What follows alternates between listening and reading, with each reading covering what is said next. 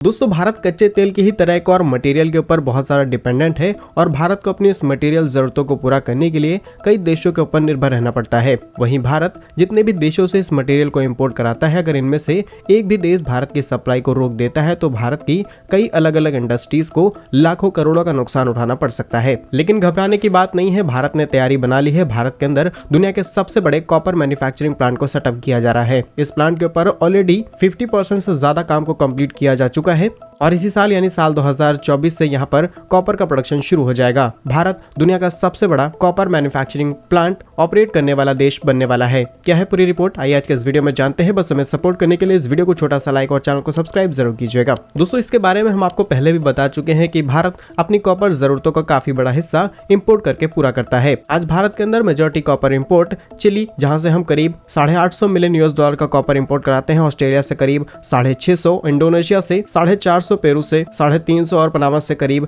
$150 million का copper import कराते हैं। यानी कि एक तो ये मार्केट बहुत ज्यादा सैचुरेटेड है, जहां से भारत की डिपेंडेंसी और ज्यादा बढ़ जाती है। कुछ ही गिने चुने देश हैं जो कॉपर को प्रोड्यूस करते हैं और भारत बहुत ज्यादा इनके ऊपर डिपेंडेंट है। लेकिन साल 2023 में भारत की एक बड़ी और जानी मानी कंपनी अडानी ग्रुप फैसला लेती है कि अब भारत के अंदर सबसे बड़े कॉपर रिफाइनिंग प्लांट को सेटअप किया जाएगा और इसको अडानी ग्रुप की ही सब्सिडरी कंपनी जिसका नाम है कुछ कॉपर लिमिटेड यही सेटअप कर रही है। इस पूरे प्लांट को 2 फेजेस में ऑपरेट किया जाएगा, जहां पर साल 2024 में पहला फेज शुरू होगा और इस पहले फेज में करीब 0.5 यानी कि करीब 5 लाख टन कॉपर का प्रोडक्शन एक साल में किया जाएगा। लेकिन फेज 2 के तहत यहां पर करीब 1 मिलियन टन यानी कि करीब 10 लाख टन कॉपर का प्रोडक्शन किया जाएगा और इतनी बड़ी कैपेसिटी अभी दुनिया में किसी भी देश के पास नहीं है on a single plant location. इसके अलावा भारत के अंदर हिंडाल्को इंडस्ट्रीज लिमिटेड भी इसी तरीके के एक प्लांट को ऑपरेट करती है, जिनकी एनुअल कैपेसिटी भी करीब 5 लाख टन की है। अगर हम बात करें इस प्लांट की खासियत के, तो यहाँ पर कॉपर के रॉ मटेरियल्स को लाया जाएगा, उसके बाद इसको रिफाइन किया जाएगा और सिर्फ इस प्लांट से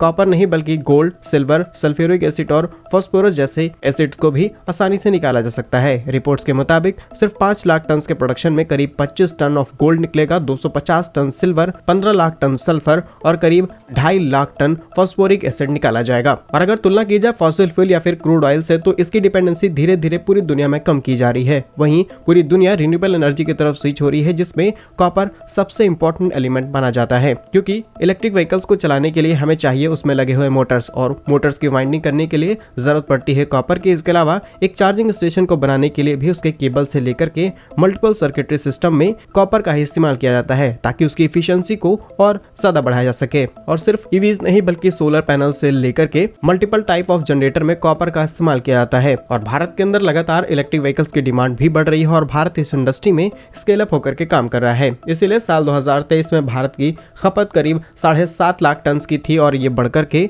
करीब 15 लाख टन के आसपास होने वाली है। अच्छी बात यह है कि इस प्लांट को मुद्रा पोर्ट के पास लगाया जा रहा है, जहां से डायरेक्टली हम दुनिया भर के अंदर कॉपर को एक्सपोर्ट भी कर पाएंगे। कि भारत अपनी जरूरत से ज्यादा बड़े स्केल पर प्रोडक्शन करने वाला है, तो जो सरप्लस में कॉपर प्रोड्यूस किया जाएगा उसे हम डायरेक्टली एक्सपोर्ट कर सकते हैं। मार्केट में इसके अच्छे रेट्स मिल जाएंगे और भारत को काफी बड़ा बेनिफिट मिलने वाला है। हम डोमेस्टिक के साथ साथ इंटरनेशनल मार्केट में कदम रखने जा रहे हैं। इससे बढ़ के भारत के लिए खुशी की बात क्या हो सकती है। कंटेंट आपको पसंद आया है तो इस वीडियो को लाइक और कमेंट बॉक्स में जय हिंद जरूर लिखिएगा। भारत कैसे ही यूजफुल एंड इन्फॉर्मेटिव वीडियोस पाने के लिए इस चैनल को सब्सक्राइब जरूर कीजिएगा। मिलेंगे हम आपको एक नई और इंटरेस्टिंग वीडियो में, तब तक के लिए वंदे मातरम, भारत माता की जय।